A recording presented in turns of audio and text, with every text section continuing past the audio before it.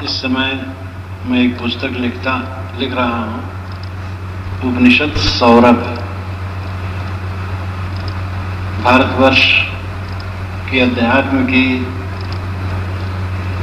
जो मुख्य पुस्तकें हैं, ग्रंथ हैं, वो उपनिषद है। वेदों में तो कर्म कांड बहुत है, बीच बीच में उसमें भी अध्यात्म के हीरे मोती हैं, लेकिन अधिकतम उपनिषदों में जो मुख्य 11 ईश, केन, कठ, मुंडक, मांडूक, प्रश्न, छांदोग, बृहदारण्यक, श्वेताश्वतर इत्यादि, और इनमें से ज़्यादा जो आध्यात्मिक है और साधनात्मक है, उसे ही लेकर के मैं लिख रहा हूँ।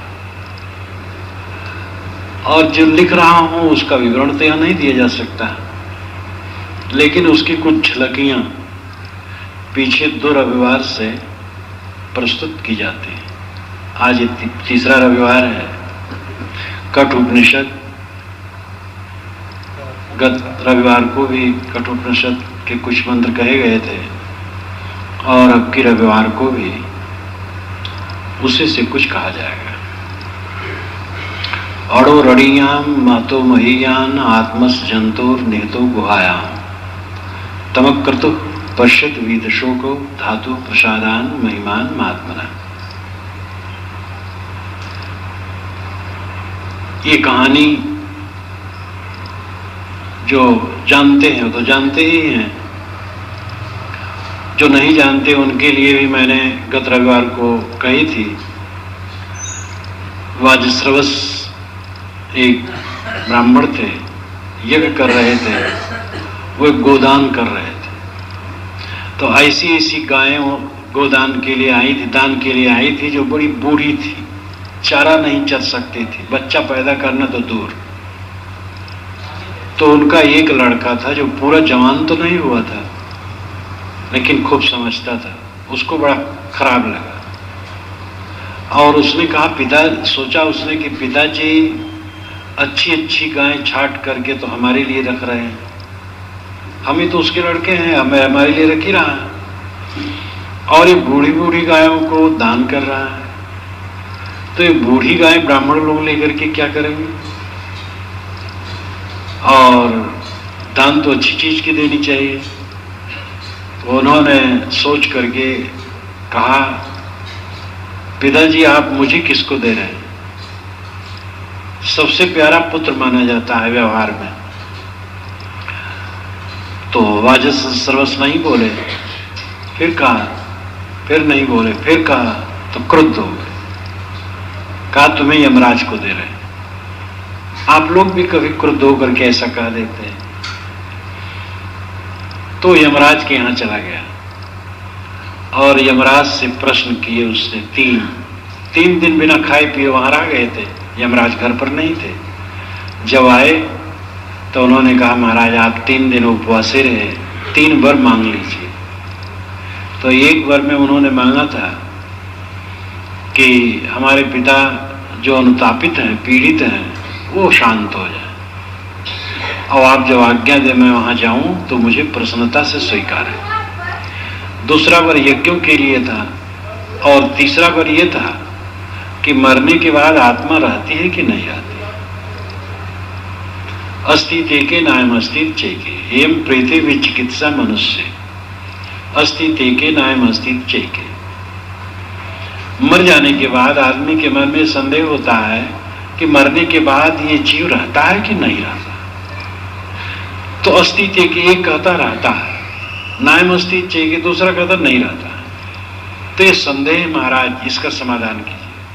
तो यमराज ने बड़ा प्रलोभन दिया कि तुम स्वर्ग ले लो, जो स्त्रियां पृथ्वी पर न मिले ऐसी स्त्रियां ले लो, सैकड़ों वर्ष की आयु ले लो, लेकिन ये न पूछो, ये बड़ा उलझा हुआ विषय है। देवताओं ने भी शंका एक बार की थी, समाधान नहीं हो पाया था। तो फिर नचकेता ने कहा, मैं तो यही चाहता हूं। उस लड़के का नाम था नचकेता। तो काफी जब हिला डुला लिया यमराज ने नचकेता को कि नचकेता तो बहुत तीव्र है और संसार की कामना नहीं रख रहा है, आत्मज्ञान चाहता है, तब उन्होंने उत्तर दिया और काफी विस्तार से उत्तर दिया। और उस उत्तर में ही गत रविवार को मैंने कहा था, आज भी कुछ निवेदन करूंगा। उसी सिलसिले में यह मंत्र आया, अड़ो रड़ियाम महतो महीयान आत्मस जंतुर नेतो गुहायाम तमक कर्तु पश्यत वीतशोको धातु प्रसादान महिमान महात्मना। जो अणु से अणु है, स्वरूप उसका अणु है, सूक्ष्म है, लेकिन गुणों में महतो महीयान महान है। आत्मस जंतुर निहितो गुहायाम, वह आत्मा सबकी गुफा में बैठा। गुफा क्या है? हृदय। उपनिषद के ऋषि तो, छांदोग उपनिषद के ऋषि तो यहां तक कहते हैं कि ये शरीर ब्रह्मपुर है और इसमें आत्मा बैठी है, इसको हृदय में खोजो। कोई कहे अरे हृदय में क्या खोजोगे, तो बहुत छोटा सा है। उसमें वर्णन भी है कि शरीर ब्रह्मपुरी है और उसमें एक दहर है, दहर नाम बहुत छोटा, तुच्छ, तो बहुत छोटा सा है। वहां पर वो मंदिर है जो आत्मा का, यानी हृदय है, और हृदय में थोड़ी सी खाली जगह है, शून्य, उसमें जो है उसको खोजो। और अगर कोई कहे उसमें क्या खोजे, तो बहुत छोटी सी जगह है, तो उसको कह दो कि वो वही में। कोई कहे अरे वो तो बूढ़ा हो जाता है, सड़ जाता है, फिर मर जाता है, तो उसको कह दो कि शरीर के बूढ़ा होने पर वो बूढ़ा नहीं होता, शरीर के मरने पर वो मरता नहीं। बारंबार उपनिषद के ऋषि यही कहते हैं, और सद्गुरु कबीर और निर्गुणी धारा के संत भी बराबर इसी पर जोर देते हैं। जिसे तुम पाना चाहते हो तुम्हारे हृदय में बैठा है, तुम्हारा आत्म स्वरूप है।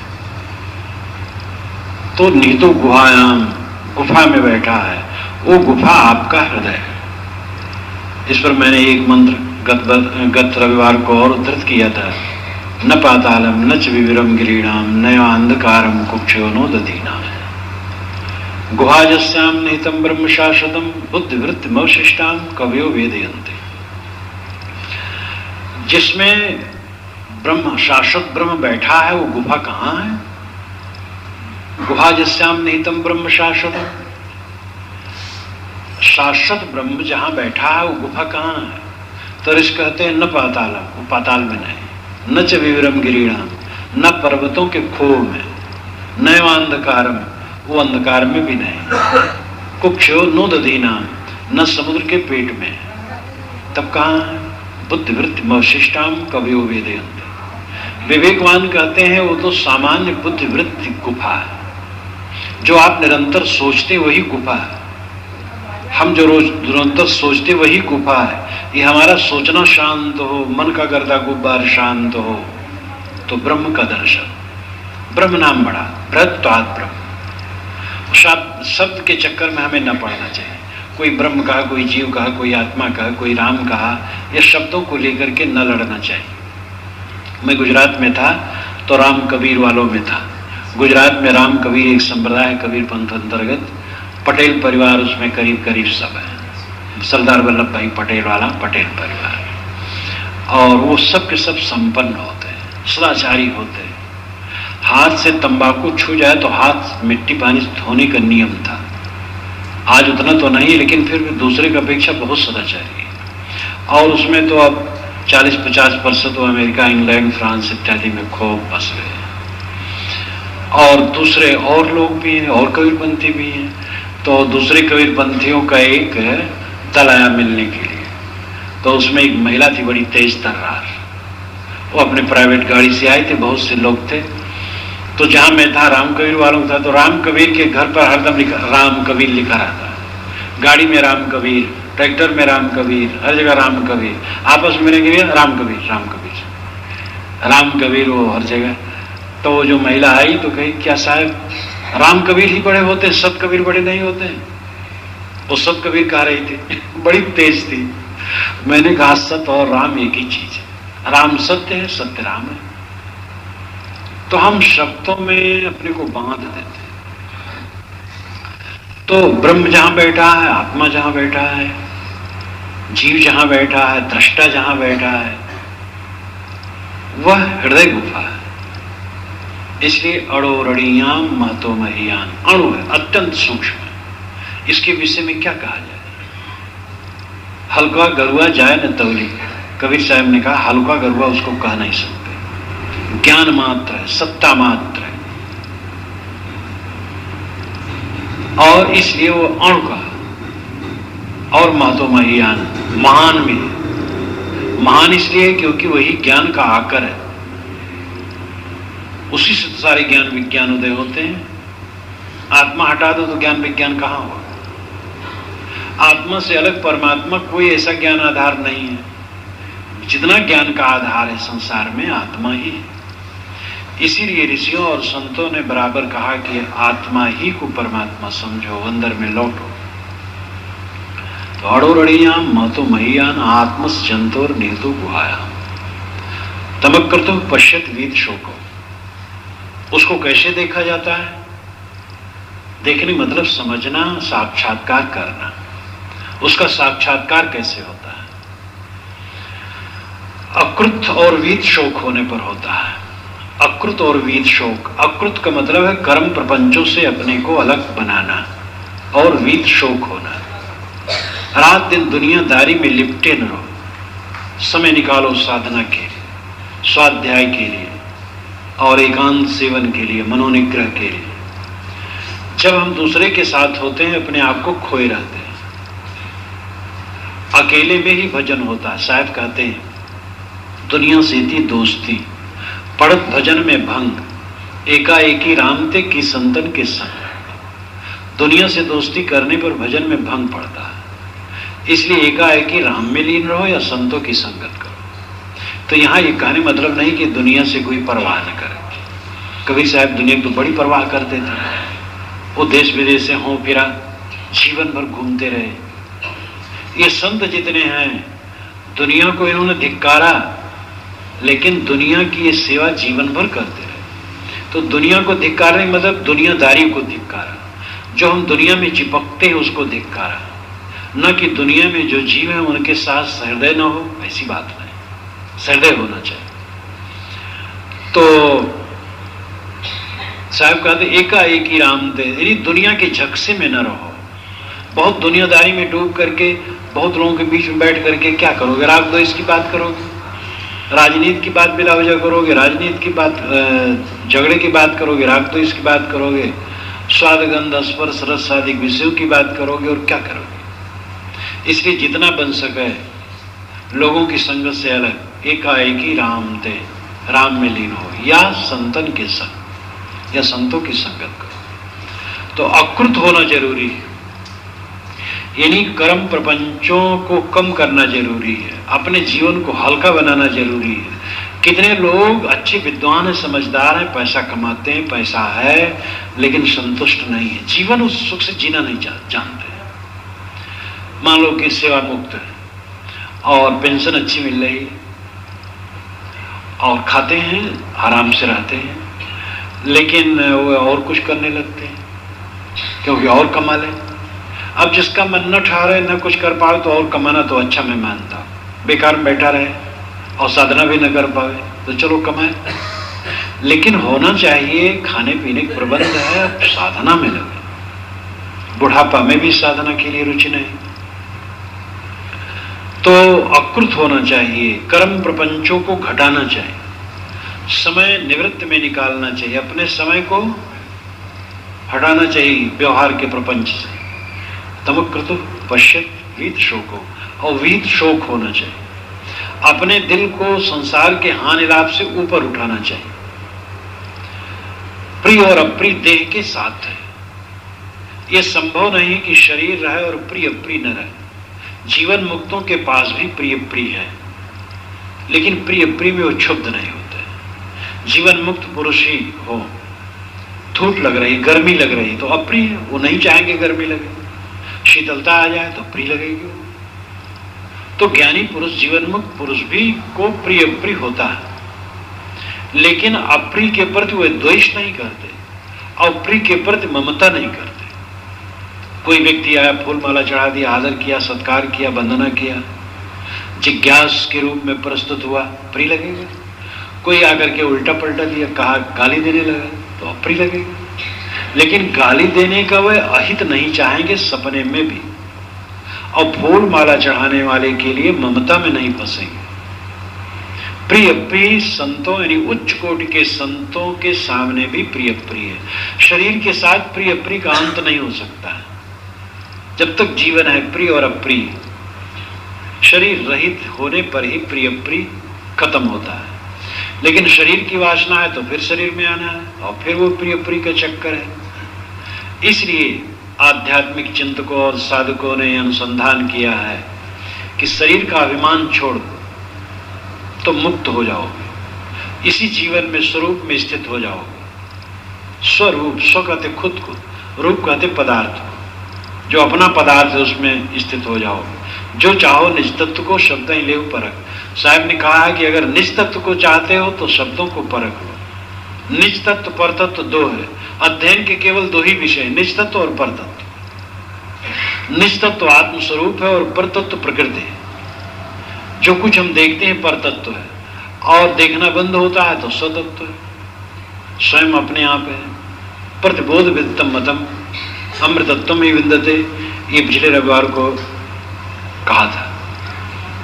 प्रतिबोध विदितम मतम, प्रतिबोध ही ज्ञान है।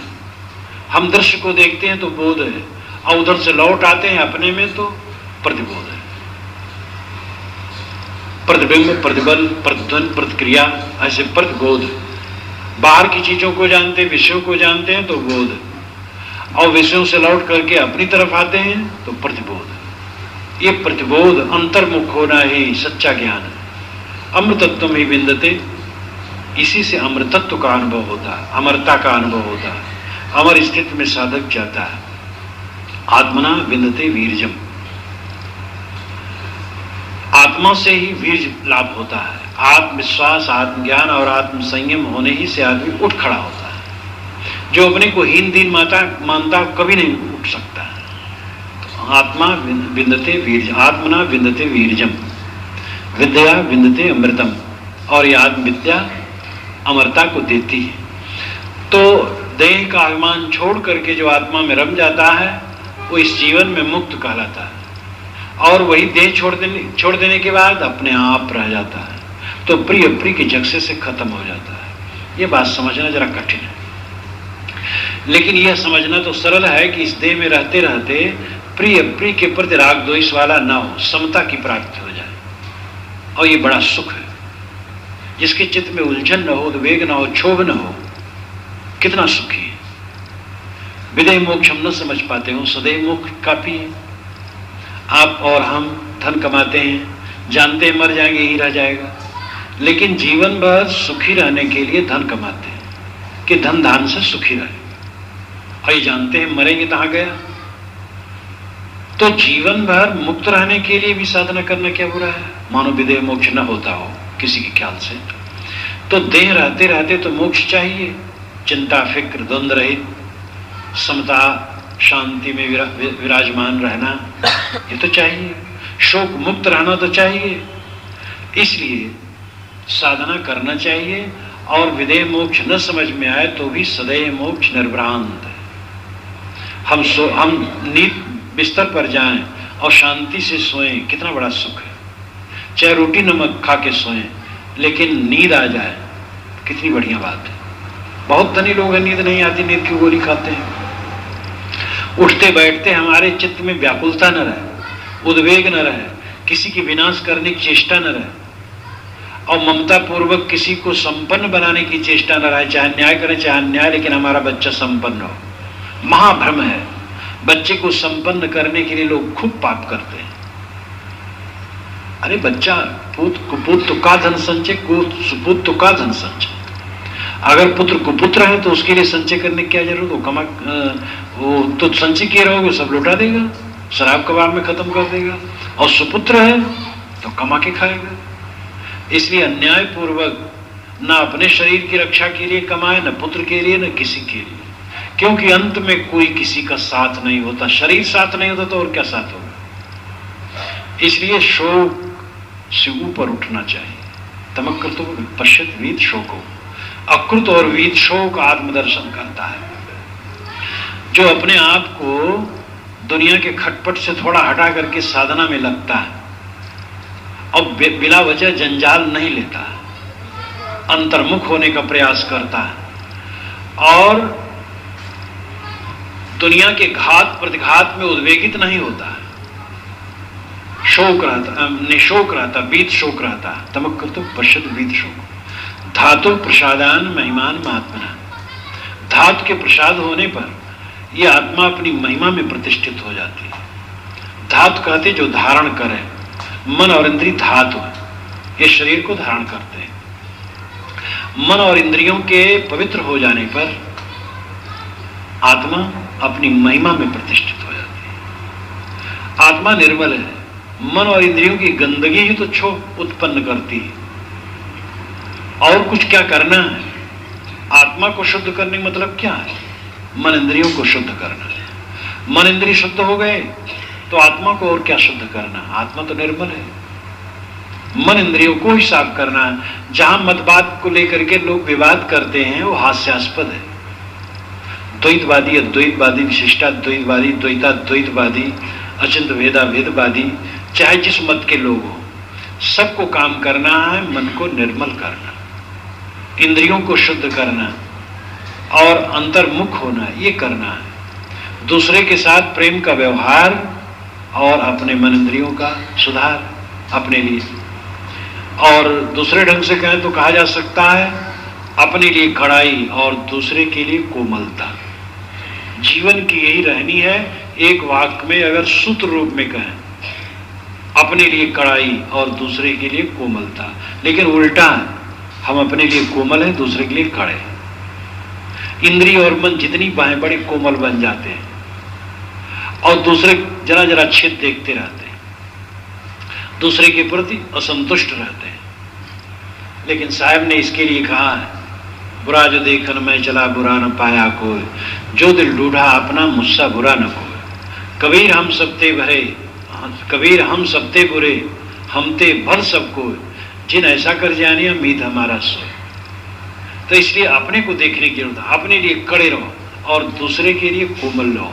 दूसरे से अपराध हो गया है, सुधारना चाहते हो तो क्षमा करो, प्रेम से सुधारो, घृणा न करो। सब जीव शुद्ध बुद्ध है, गलती हो जाती है, क्षमा करके सुधारो। अब कोई नहीं ऐसा चाहता है तो क्या करना होगा? करुणा करना होगा, हाथ जोड़ लेना होगा। ऐसे भी लोग हैं। सोमन साबुन लाए, साहब ने कहा सोमन साबुन लगा के कोयला धो, कुछ फायदा नहीं। कोयला हो न उजरो, सोमन साबुन लाए, ऐसे लोग भी होते। तो धातु प्रसादान महिमान महात्मना, धातु के प्रसाद होने पर, मन और इंद्रियों के पवित्र होने पर आत्मा अपनी महिमा में प्रतिष्ठित हो जाती है। हमारा कर्तव्य मन और इंद्रियों को साधना। नायम आत्मा प्रवचनेन लभ्यो न मेधया न बहुना श्रुतेना, यमैवेश गृणते तेन लभ्यस्तस्य तस्यैष आत्मा गृणते तनुं श्याम। नायम आत्मा प्रवचनेन लभ्यो, ये आत्मा प्रवचन से नहीं मिलता है, प्रवचन करने या सुन लेने मात्र से नहीं मिलता है। मतलब प्रवचन तो सुनना चाहिए, करना भी चाहिए समझने समझाने के लिए। लेकिन सोचे कि इसे प्रवचन सुन ले और काम पूरा हो गया, ऐसा नहीं होगा। तो प्रवचन में आपको ठोकर दिया जाता है, अब आप जगें। दूसरे के लिए हम प्रवचन करते हैं तो हमें सोचना चाहिए कि दूसरे को बताते हैं, हमें स्वयं चलने की जरूरत है। तो केवल प्रवचन से आत्मलाभ नहीं होता है। नायम आत्मा प्रवचन लभ्यो न मेधया न बहुना श्रुतेन, और मेधा से नहीं प्राप्त होता है। बहुत बड़ी मेधा हो, बड़ा तर्कशील आदमी हो, एकदम बाल की खाल काटता हो और शास्त्रों को धुर्रे धुर्रे अर्थ कर डालता है एकदम, इससे भी आत्मलाभ नहीं होता। बहुत सूक्ष्म बुद्धि होने से क्या हुआ? आचरण अगर नहीं है तो ना मेधया ना बहुना श्रुतेन, बहुत सुन लेने से, बहुत शास्त्रों का अध्ययन कर लेने से भी होने वाला नहीं है। बहुत बड़ा पंडित है, एक आदमी दाहिना पैर बहुत आगे कर दिया और बायां पैर बहुत पीछे कर दिया, तो आप सोच सकते हैं ना खड़ा रह पाएगा ना बैठ पाएगा। हमारा जानना बहुत आगे हो गया। और मानना और करना बहुत पीछे, तो हमारी दशा क्या होगी। इसलिए कथनी करनी रहनी तीनों की जरूरत है। करनी करे सुपूत हमारा, कथनी कथे सुनाती, रहनी रहे सुगुरु हमारा, हम रहने के साथी। साहब के वचन भी वैसे ही हैं कि थोड़े में गागर में सागर। करनी करने वाला हमारा पुत्र है, कथनी कथने वाला हमारा नाती है, रहनी में रहने वाला हमारा गुरु है, हम रहनी के साथी हैं। ज्ञान की चर्चा करता हमारा नाती, लड़की का लड़का, दूर का, खून का नहीं, लेकिन है तो नाती बड़ा प्यारा होता है। और जो करनी करता है, पवित्र आचरण से चलता है, वो हमारा पुत्र है। पुत्र बहुत प्रिय होता है क्योंकि वो आत्मज होता है, अपने खून का होता है। और जो रहनी में रहता है हमारा गुरु है। हम गुरु से बढ़कर के कोई नहीं हो। गुरु शब्द ही श्रेष्ठ, गंभीर, गरिष्ठ। तो मैं रहनी का साथी हूं। कथनी करनी में, करनी रहनी में हमारी बदलनी चाहिए। कथनी कथनी जिंदगी भर रह जाए तो भूसा कूट करके जिंदगी खत्म हो गई। और करनी अगर हुई तो अच्छा हुआ, लेकिन करनी रहनी में बदलना चाहिए। कथनी है ज्ञान की चर्चा, करनी है इंद्रियों के पवित्र आचरण, और रहनी है मन की शांति। मन निष्पन्द हो जाए, शांत हो जाए, सबस हो जाए। जीवन, मनुष्य जीवन के आनंद की पराकाष्ठा कहां? मनुष्य जीवन के आनंद की सीमा, पराकाष्ठा, उच्चतम स्तर कहां है? मन की पूर्ण शांति। धन नहीं, ऊंची बिल्डिंग नहीं, बढ़िया कार नहीं, हवाई जहाज नहीं, बहुत बड़ा महंत हो जाना नहीं, और बहुत बड़ा प्रवक्ता हो जाना नहीं, बहुत ग्रंथों को लिख देना नहीं, ये सब नहीं। ये सब ठीक है अपनी अपनी जगह पर, लेकिन मानव जीवन के आनंद की पराकाष्ठा उच्चतम स्थित है मन का शांत रहना, संयत रहना, सुबस रहना। और संयत मन से ही भजन संभव है। भजन क्या है? मन शांत हो गया बस भजन तो हो गया। मन शांत हो गया तो जिसे पाना वो तो हरदम हाजिर हुजूर, आपसे अलग नहीं, आपका होना ही उसका होना है। तो नायमात्मा प्रवचनेन लभ्यो न मेधया न बहुना श्रुतेन यमनिवेश वृणते तेन लभ्यस्तशेष आत्मा वृणते तनुश्याम स्वाम। जिसको वह चाहता है उसके सामने वो अपना रूप खोल करके रख देता है।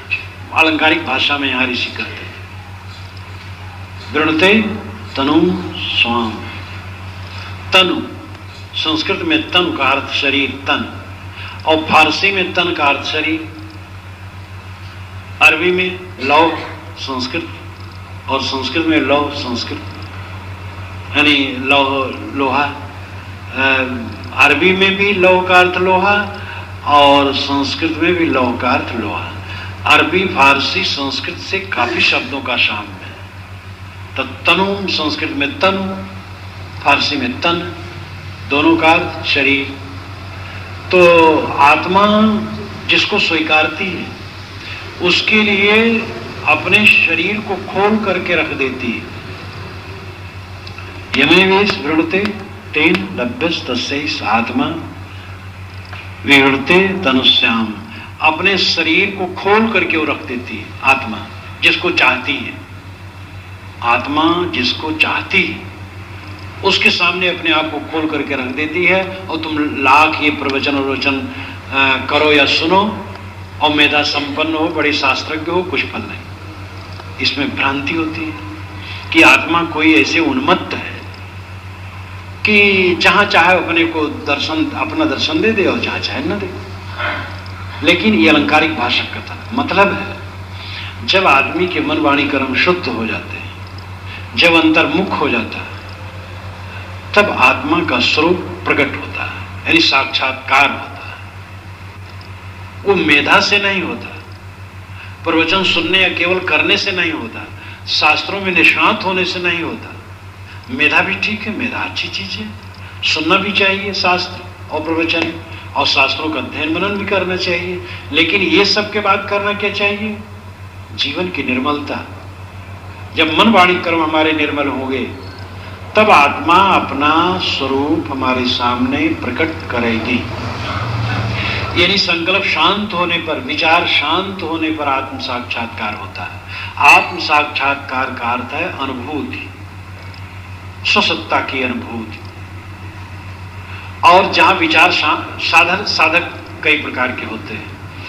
कोई ऐसा साधक है कि अलग ईश्वर मान करके उपासना करता है, हृदय में या मस्तिष्क में या त्रिकुटी में या नाभि में या कहीं लोक विशेष में ईश्वर की कल्पना करके वैसे ध्यान करता है, सोचता है। और उसमें अनेक प्रकार के साधक होते हैं, अनेक प्रकार के विचार होते हैं। और कोई आत्मा ही परमात्मा ऐसे समझ करके करता है।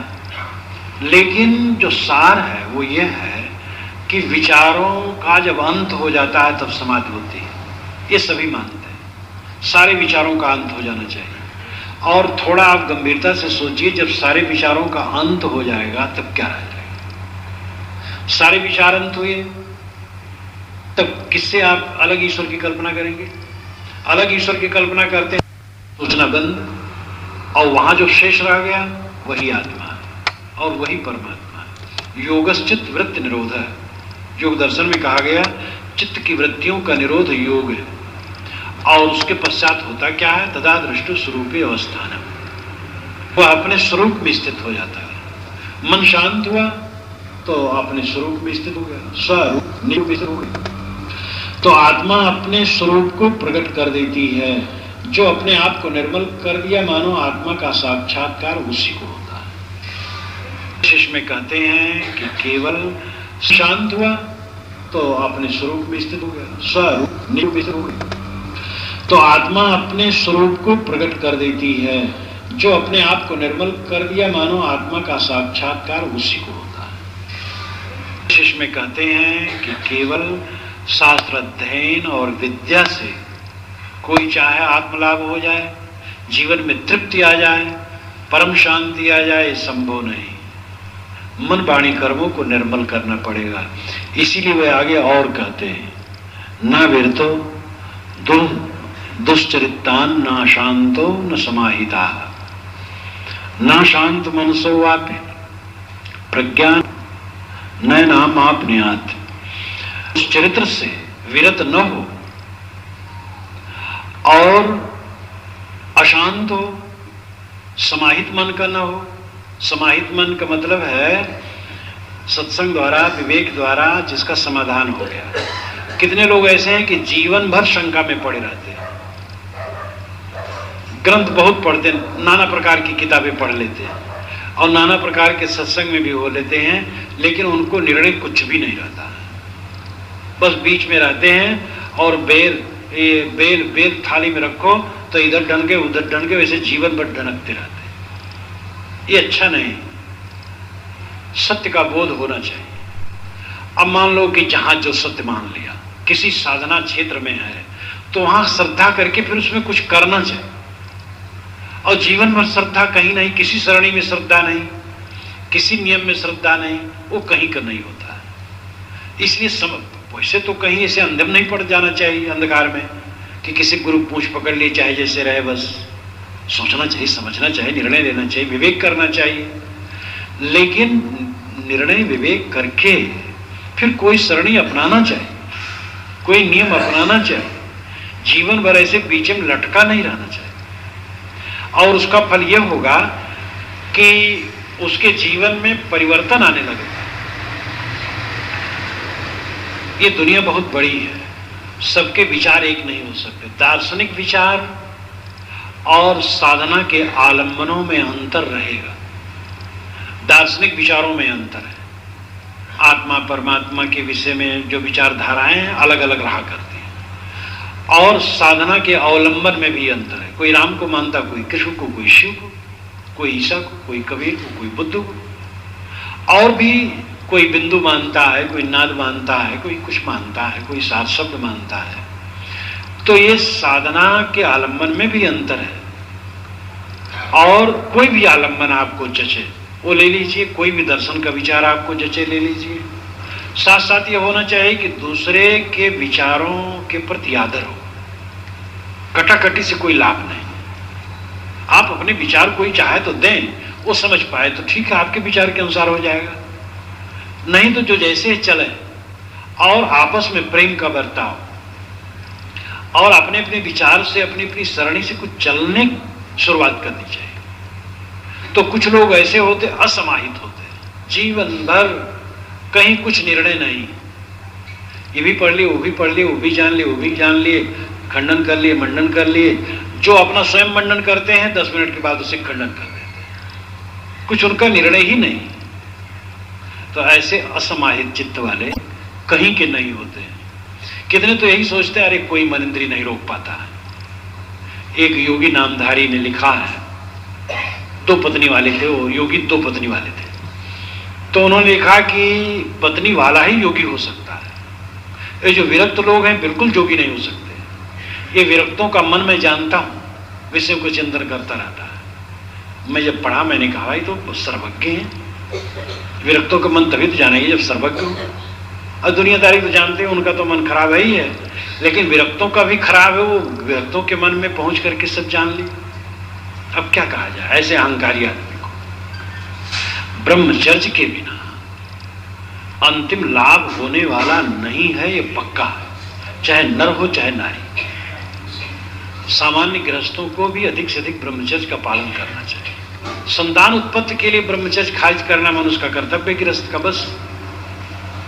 और जितना बन सके गृहस्थों को भी ब्रह्मचर्य का पालन करना चाहिए। और अंतिम कल्याण के लिए तो बिना ब्रह्मचर्य के संभव ही नहीं। और शुद्ध ब्रह्मचर्य, शुद्ध ब्रह्मचर्य का अर्थ है मन में विषय वासना का गीलापन बिल्कुल न हो, खुश्क, जैसे सूखी दिया सलाई में काड़ी घिसी जाती फक दे जल जाती है, इसी प्रकार मन ऐसा हो जाए विषय वासनाओं से खुश्क हो जाए और विषय वासना का गीलापन उसमें थोड़ा भी न रहे। जिससे विषय चिंतन होता रहता है, काम वासना का स्मरण होता रहता है, देहाभिमान का स्मरण होता रहता है। ये जब बिल्कुल समाप्त हो जाए तो वो शुद्ध ब्रह्मचर्य है। इसमें घबराने की जरूरत नहीं। कुछ लोग तो ये मान लेते ऐसा होना ही असंभव है, और वैसे ऐसे धुरंधर विद्वान भी हैं जो संभोग में समाधि दिखाने वाले हैं, और वे कहते हैं बिल्कुल मन नहीं रोका जा सकता है, तो प्रकृति है। मनोविज्ञान में भी पढ़ाया जाता है, भूख और प्यास, काम भोग, ये सब मौलिक प्रवृत्तियां हैं। मौलिक प्रवृत्तियां भूख प्यास की तरह नहीं। भूख और प्यास सबको लगती है, और बिना खाए पिए कोई ज्ञानी से ज्ञानी नहीं रह सकता है। कोई कहे अमुक ज्ञानी ने कुछ नहीं खाया जीवन भर, वो छोटी बात करता है, खाना पीना पड़ेगा। लेकिन भोग, काम भोग, इसका त्याग कर देने से तो आदमी और संतुष्ट और सुखी होता है। अब वो बीच की स्थिति में उसका मन खींचता है, परेशान होता है, ठीक है, लेकिन करते करते ऐसी स्थिति आती है कि जब वो बिल्कुल निर्मल हो जाता है। तो ये धारणा तो बिल्कुल भूल जानी चाहिए कि हम काम को जीत नहीं सकते हैं, और ये बिल्कुल स्वाभाविक है। ये भ्रांति बिल्कुल नहीं रहनी चाहिए। आदमी पूर्ण काम विजयी हो सकता है, लेकिन सामान्य साधक नहीं, सामान्य गृहस्थ नहीं, सामान्य साधक के मन में भी भ्रम होता है कि मन विषयों से बिल्कुल निवृत्त नहीं हो सकती। इंद्रियां निवृत्त हो जाएगी, इंद्रियों को रोक लिए, कोई गलत काम नहीं कर, लेकिन मन का चिंतन विषयों का ना हो, यह असंभव है। इस प्रकार साधारण साधक के मन में भी भ्रम होता है, क्योंकि वहां तक पहुंचा नहीं।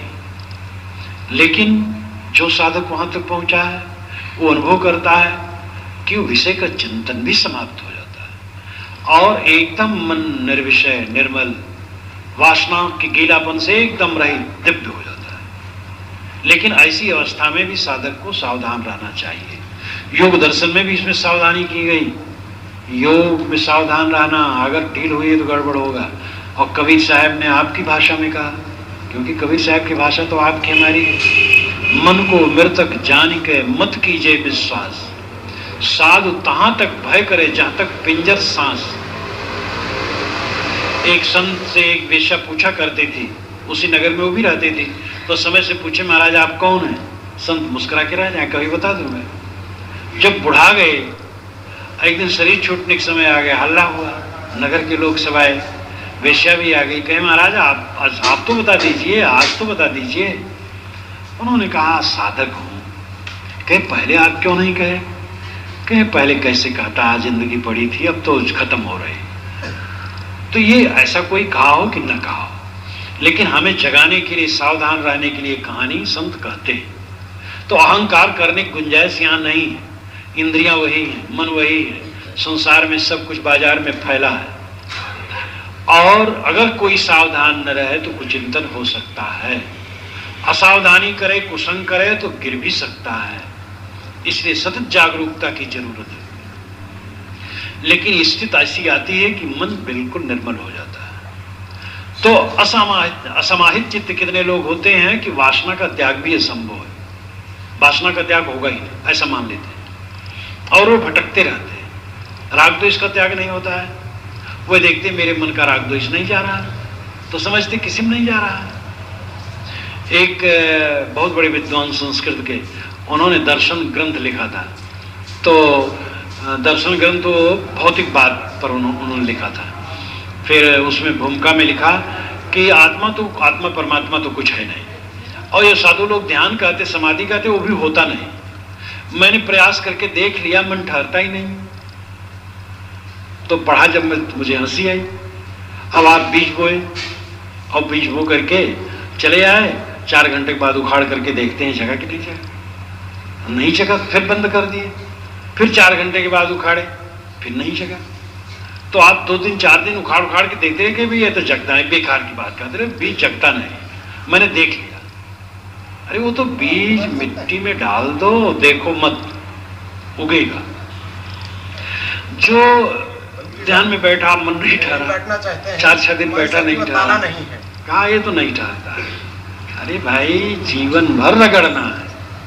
एक बार बैठो, 50 बार बोलो, 51 बार जागो, 100 बार बोलो, 101 बार चेतो, पीछे पड़ जाओ इसके, कैसे नहीं रुकेगा, कैसे नहीं ठहरेगा। एक साधारण अध्यापक बनने के लिए लोग 20, 22, 25 वर्ष की उम्र तक पढ़ते हैं तो अध्यापक होते हैं, और आध्यात्मिक ज्ञान के लिए वो समय ही नहीं देना चाहते हैं।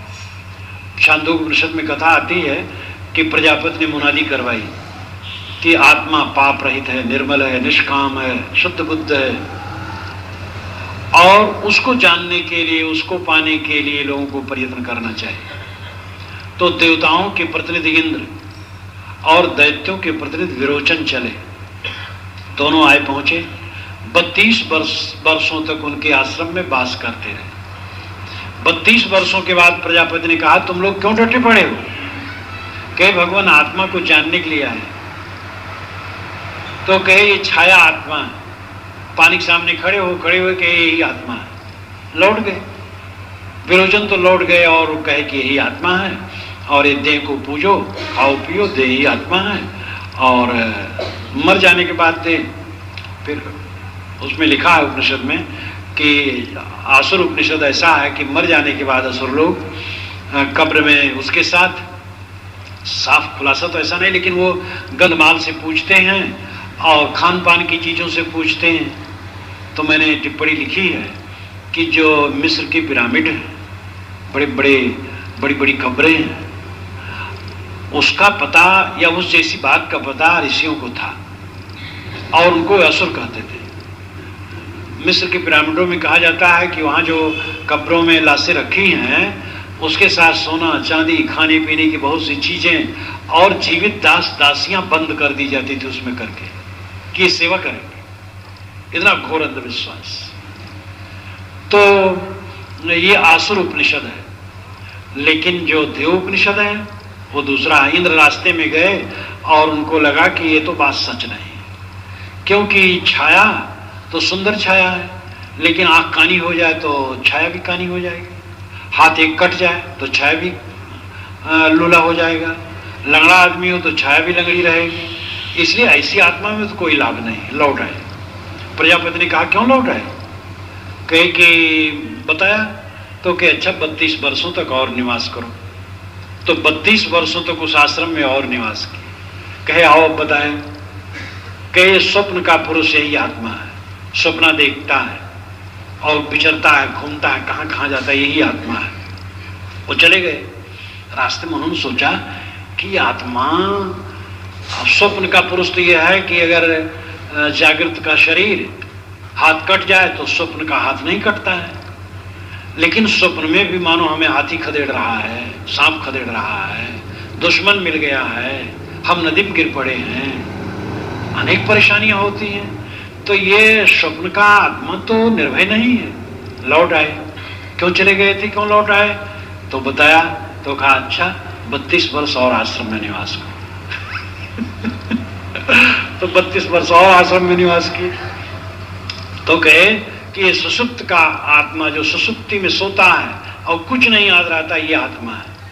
चले गए हो, रास्ते में गए कि ये आत्मा है, ये तो ना अपने को जानता ना दूसरे को जानता है, जानो मर गया, खत्म हो गया, विनाश हो गया, ये आत्मा तो कोई आत्मा नहीं। लौट आए। कहे क्यों भाई लौट आए? कहे कि बस यही बताया कि ऐसा हमें लगता है ये तो सब मर गया, खत्म हो गई, जैसे सुसुप्ति कुछ रह ही नहीं जाता है। कहे अच्छा रहो, 5 वर्ष और रहो। अब की बार उन्होंने बड़ी कृपा की, तो 5 वर्ष और रहे, तो कुल 101 वर्ष तक इंद्र प्रजापति के आश्रम में रहे। तब आत्मज्ञान उन्होंने दिया।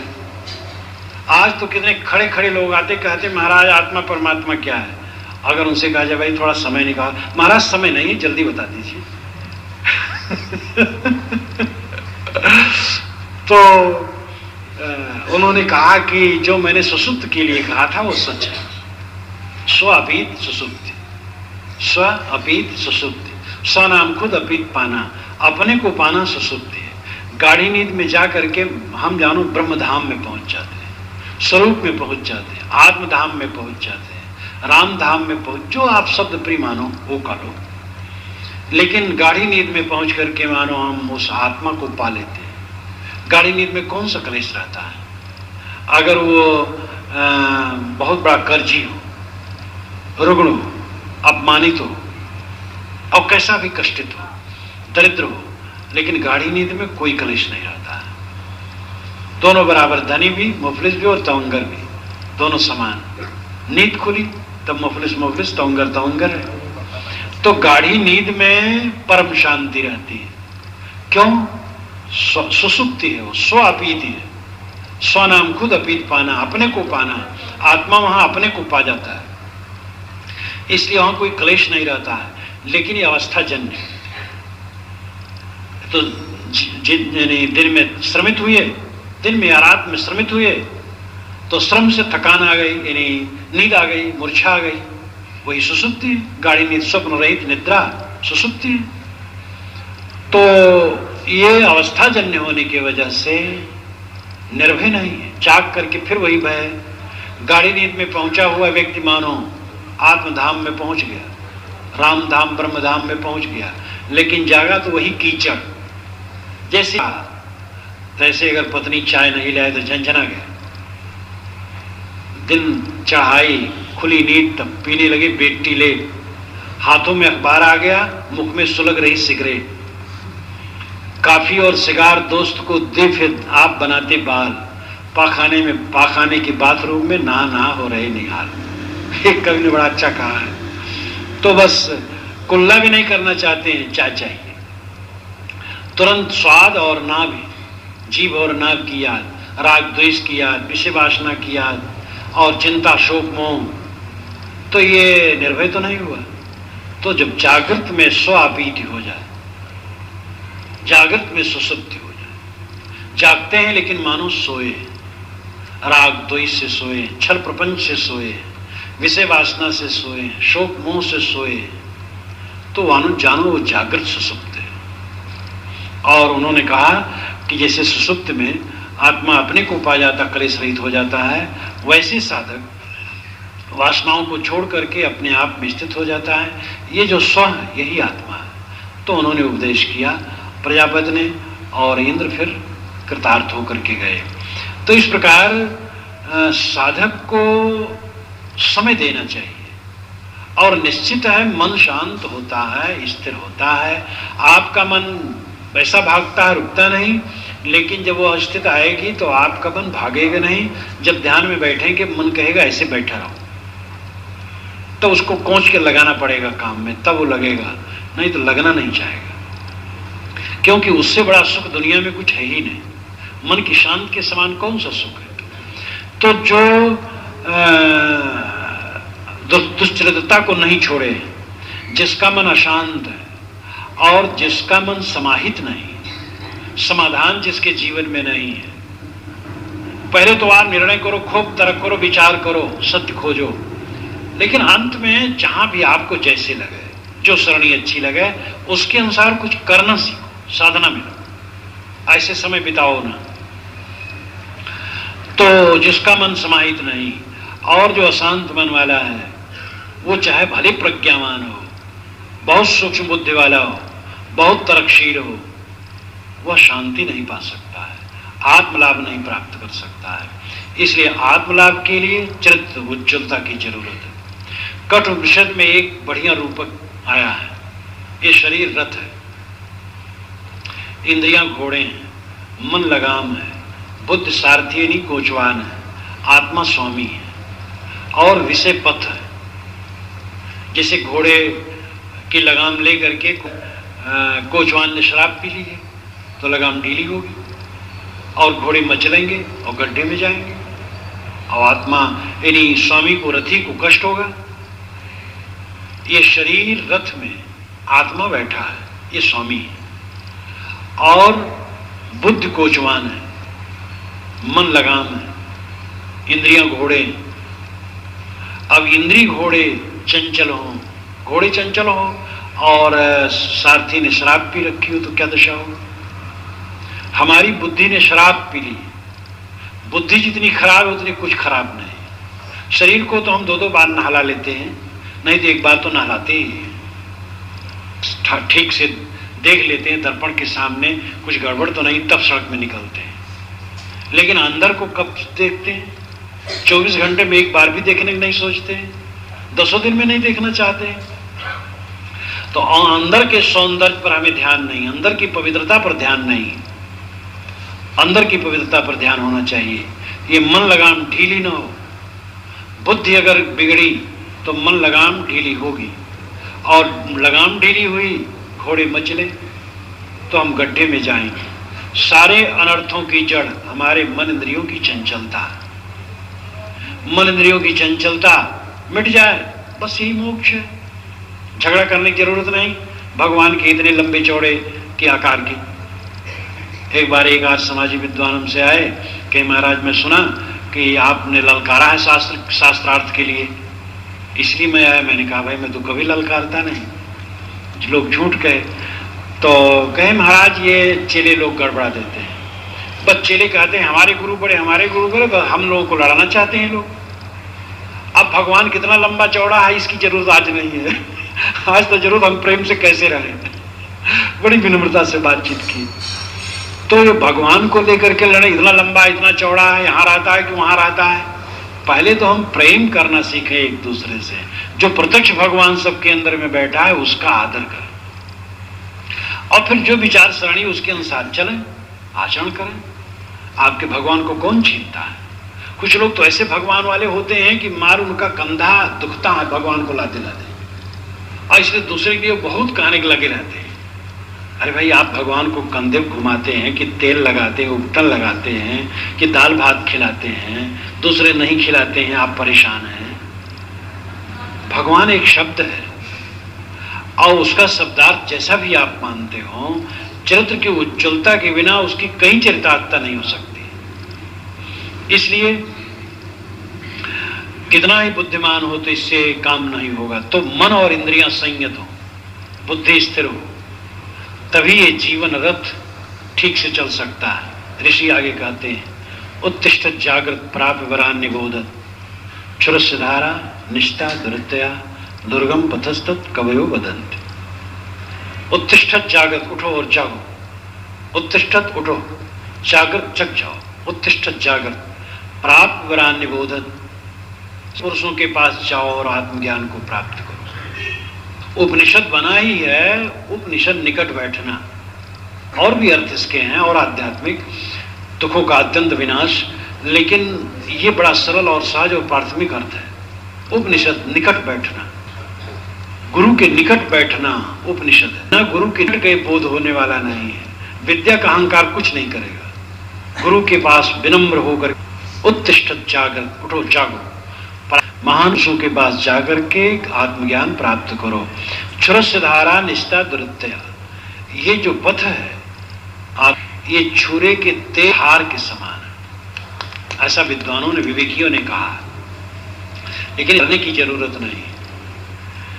क्यों ऐसा है? छुरे के धार, तेज छुरे के धारे पर पैर रख करके चलना बड़ा मुश्किल है। क्यों है? आप सोचें, मन बैठे, ध्यान बैठे और मन ले गया जो ध्यान का बिल्कुल उल्टा है, तो घबरा जाते हैं आप। कितना निकाल, कचरा निकालने लगा, जब निकालने लगा तो पानी और खराब होने लगा, तो कहा तो और खराब, उसको निकालना चाहिए। सब कचरा जब निकल जाएगा तो हाथी भी ना, कुछ निकल रहा है तो समझो कचरा निकल रहा है, और उसको देखो, साक्षी बनो। कुचिंतनों का साक्षी होना चाहिए। सदैव कुचिंतनों पर सावधान रहो, गलत चिंतन न होने पाए, हरदम सावधान। फाम आगे फाम पाछे फाम दाहिने डे, फाम पर जो फाम करे सो फाम है मेरी। साहब कहते आगे सावधान, पीछे सावधान, दाएं सावधान, बाएं सावधान, सावधानी पर सावधानी, ये मेरी सावधानी। फाम जानना, समझना, सावधानी रखना। आगे पीछे दाएं बाएं सावधान, सावधान सावधान, फिसलन फिसलन फिसलन। देखो मन में दम दम की कोई खबर न जाने, कोई कह न सके निर्वारा। चौपर खेल हो घट भीत जन्म का पासा डारा, दम दम की कोई खबर न जाने, कोई कह न सके निर्वारा। साहब ने कहा है कि चौपर का खेल तुम्हारे अंतःकरण में रात दिन हो रहा है, और क्षण क्षण में तुम्हारे अंदर में कैसे पासे पड़ रहे हैं तुम पता नहीं पा रहे। तो अंदर के साक्षी बनो, मन को देखो, उठते बैठते चलते फिरते भी मन को देखो। ध्यान में बैठो तभी नहीं, हरदम काम करो, लेकिन मन को देखो। गलत न सोचो, गलत न बोलो, गलत क्रिया न करो।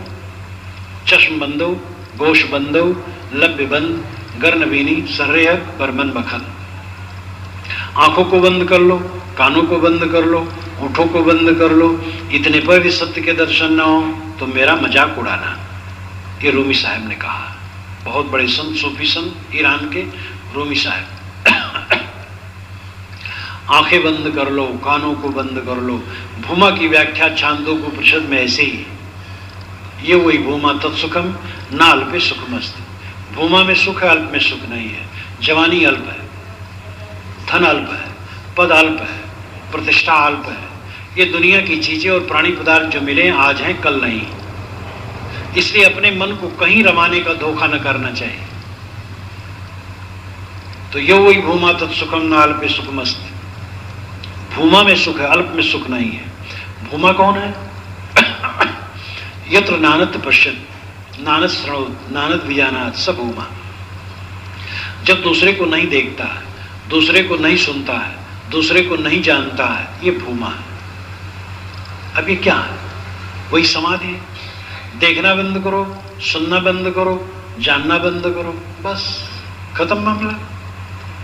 आधुनिक लोग कहेंगे वाह खुदकशी कर लो, लेकिन भाई उसमें जो जिस बाजार में नहीं गया है उसका वो मखौल ही उड़ाएगा। खुदकशी भी संतों ने कहा, इसको ऐसा भी कहा है, मरना, मरो मरो, गोरख मरना है मीठा। गोरखनाथ ने कहा अरे गोरख मरो मरो, मरना मीठा है। तो ये नहीं कि फांसी लगा करके मर जाए, मन को मारना है ना। जो कुछ दिखाई देता है देखो, साहब तो कहते हैं। और साहब का हृदय इतना तेज था कि जो कुछ, जब वो गलत चीजों को खंडन भी करते हैं तो वो भी तिलमिला देने वाला है, और जब आसक्ति पर कहते हैं तो वो भी एकदम चुप जाता है। यह पुरपट्टन ले हो बचा है। साहब कहते हैं दर नहीं मिलेगा, ये प्रीतम नगर कॉलोनी, और यहाँ से आप जाते सुलेम सराय में बस पकड़ते हैं और वहाँ पहुँच जाते हैं चौक की तरफ, ट्रेन पर बैठ करके तब लखनऊ या कहीं चले जाते हैं, और फिर आते हैं और स्टेशन पर कहते हैं भाई प्रीतम नगर हमारा घर है। कहाँ आपका घर है प्रीतम नगर? पड़ाव है, ये याद रखना चाहिए। घर नहीं है, पड़ाव है, थोड़े दिन का पड़ाव है। कहाँ हम याद रखते हैं? साहब कहते कभी नौबत आपनी दिन 10 ले बजाए। यह पुरपट्टन देखो है, ये पुर, ये पट्टन, पुर नाम गांव और पट्टन नाम नगर देखने को नहीं मिलेंगे। इसमें मोह करने की जरूरत भी नहीं। मोह तो आपको भूमा में करना है, आत्मा में करना, राम में करना, अपने तरफ लौटना है। तो यत नानद पश्यत नानद श्रवत नानद विजानात सबूमा, जब दूसरे को नहीं देखता, नहीं सुनता, नहीं जानता वो भूमा। साहब ने इसके लिए कहा समझ बूझ चढ़ हो रहे, बल तज निर्बल हो, कहें कबीरता संत का पला न पकड़े को। पहले समझ बूझ ले फिर जड़ हो जाए। समझ बूझ वैसी जड़ होने नहीं कहा। सबसे भला है मूढ़ जिन्हें न व्यापे जगत गति, गोस्वामी जी ने कहा सबसे अच्छे मूर्ख होते हैं जिनको जगतगत नहीं व्यापते, लेकिन जगतगत ना व्यापे तब मूर्ख अच्छा है। दुनिया की दृष्टि में तो मूर्ख खूब है, जगतगत इतनी व्याप्ति है कि हद से ज्यादा। इसलिए वास्तविक मूर्ख वही है जो जगतगत न व्यापे, तो सच्चा मूर्ख। कितने लोग मूर्खानंद अपना नाम रखते हैं ठाठ के साथ। ये आज के कवि लोग सूंड मूर्ख और धूर्त क्या क्या नाम रखते हैं। तो साहब कहते समझ बूझ चढ़ रहे पहले